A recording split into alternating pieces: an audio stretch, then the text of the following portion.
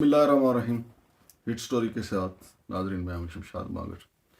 नाजरीन, कस्टम हुकाम के लगता है कि आजकल दिन मुश्किल गुजर रहे हैं। वैसे तो बाबरकत महीना है और रमज़ान की बरकतें अपनी रूज पे हैं, लेकिन कस्टम वालों के गिरद गहरा तंग होता जा रहा है। नाजरीन, ये वीडियो एक देखें। ये कराची में सरेआम चौक में लड़ाई हुई है एक्साइज वालों की और कस्टम हुकाम की।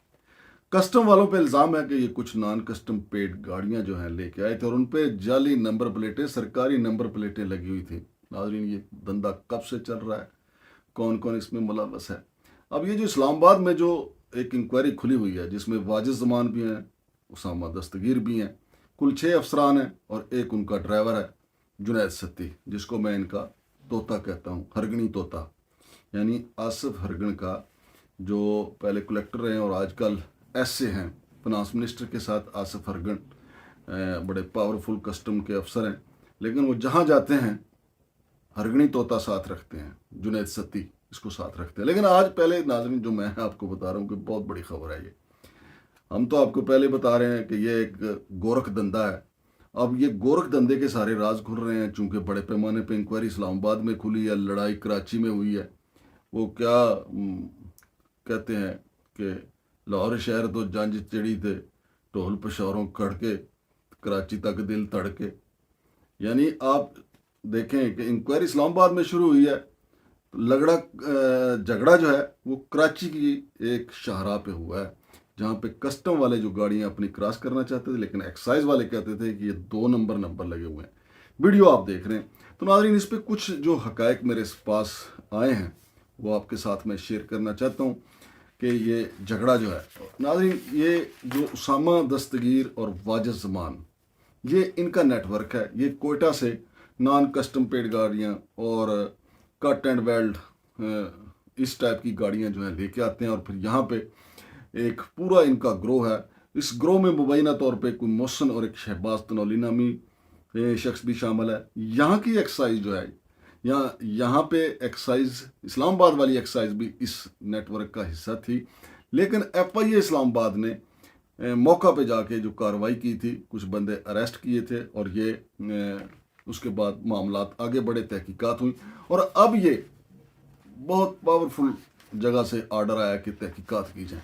जो तहकीकात हो रही है नाज़रीन, 3 मार्च का मैंने आपको बताया था कि 3 मार्च को जो तहकीकात शुरू हुई, उसमें जो जिनको बुलाया गया था, लेकिन उसमें से वाजिद ज़मान और उसामा दस्तगीर का मुझे पता चला है और ये भी बताया जा रहा है, अभी ये कंफर्म तो नहीं हुआ, लेकिन कहा जा रहा है कि इन दोनों के मोबाइल भी ले लिए गए हैं और मोबाइल से डाटा लिया जा रहा है। अब मोबाइल तो ले लिए भी जाएं तो मौसूफ ये दोनों जो हैं, क्या ख्याल है आपका कि ये वो मोबाइल लेके गए हो जिसमें डाटा होगा? ये तो कुछ थक्का 3310 लेके गए होंगे साथ, या ऐसा कुछ टूटा फूटा मोबाइल लेके गए होंगे जो किसी से इन्होंने कब्जे में लिया होगा और उसके रिकॉर्ड में कख नहीं होगा जो इन्होंने दिया होगा, और कोई माई का लाल इनके रिकॉर्ड से फिलहाल तो कोई चीज़ नहीं निकाल सकता। रिकॉर्ड तो सारा इनके तोते के पास है, जो हरगनी तोता जुनैद सत्ती जो है।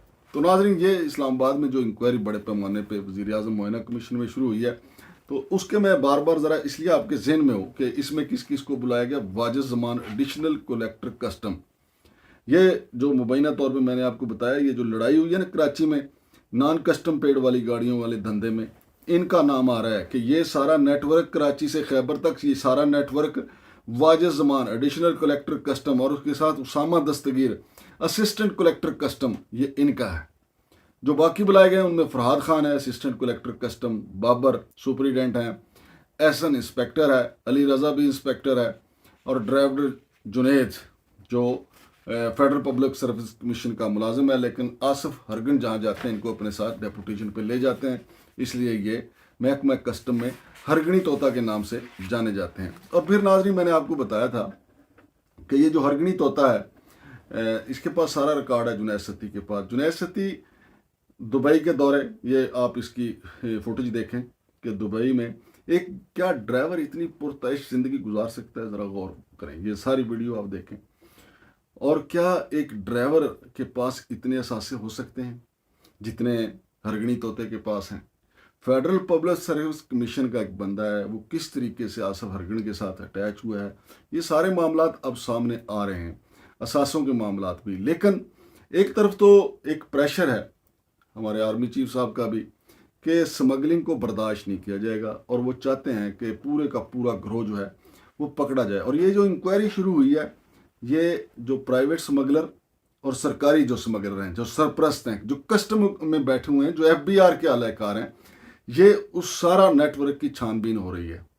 میں پھر بار بار میں تو یہ کہتا ہوں کہ آپ ٹھیک ہے، آپ نے ان سے اسامہ دستگیر یا واجد زمان سے اگر آپ نے موبائل ان کے لے بھی لیے ہیں تو ان میں کخ نہیں ہے. سارے کا سارا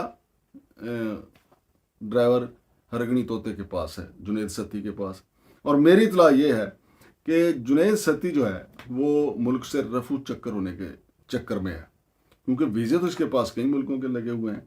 دبئی کی عیاشی تو میں نے آپ کو ویڈیو میں دکھا دی ہے کہ مخصوص دبئی میں کیسے عیاشی کر رہے ہیں.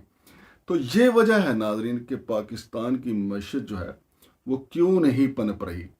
ہمارے army chief general Asim Munir صاحب نے پچھلے کوئی 1.5-2 سال سے اس بات کو محسوس کیا ہے، جانچا ہے کہ سمگلنگ اصل جو ہے مرض ہے، لیکن سمگلنگ بڑھتی چلی گئی. اس کی وجہ کیونکہ جن کی ڈیوٹی تھی کہ انہوں نے سمگلنگ روکنا، میرے پاس پوری ڈیٹیل آئی ہے کہ کون سا انسپیکٹر جو ہے وہ گوادر ہب ان چوکیوں سے پیسہ کما رہا ہے، کون سا 26 نمبر چونگی ٹول پلازا اسلام آباد پہ یہاں پہ دیہڑیاں لگا رہا ہے، کون سا وہ اہلکار ہے کسٹم کا جس نے جموں کشمیر ہاؤسنگ سوسائٹی کے باہر ناکہ لگایا ہوا ہے، وہ کون سا اہلکار ہے جس نے حقلہ انٹرچینج پہ ناکہ لگایا ہوا ہے کسٹم کا.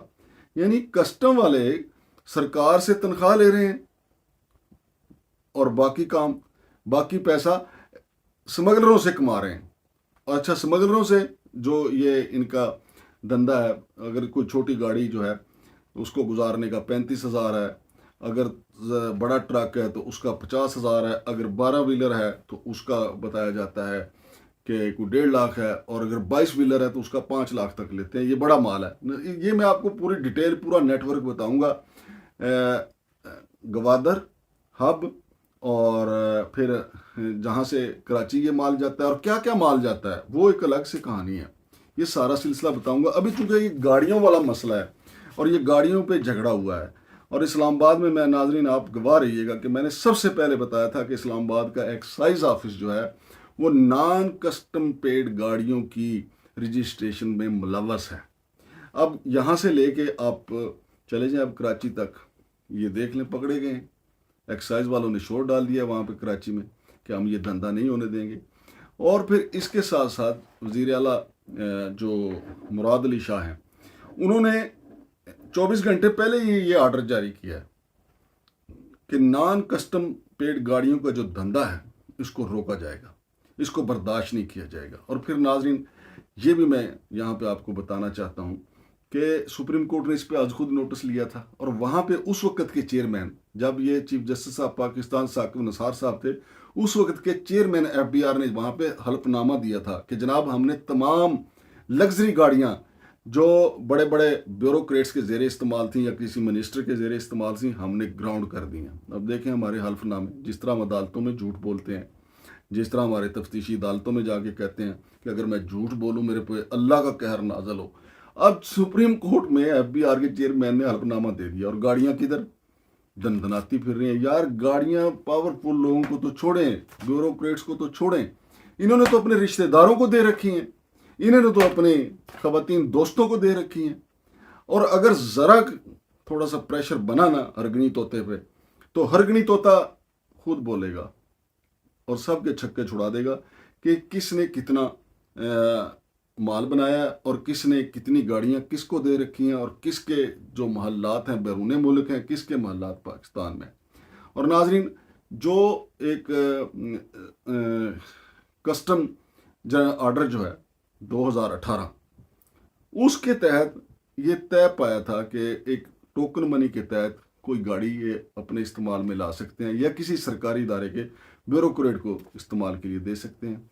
لیکن انہوں نے اس قانون کو بالائے طاق رکھتے ہوئے جہاں جس کا تعلق تھا، ناظرین میں نے آپ کو بتایا کہ ایکسائز آفس اسلام آباد ہو یا باقی شہروں کے ہوں، سب کے سب یہ دیکھتے ہیں کہ اچھی گاڑی ہاتھ میں آ گئی ہے تو اب کون سے بیوروکریٹ کو دینی ہے جس سے اپنے کام بھی نکلوانے ہیں.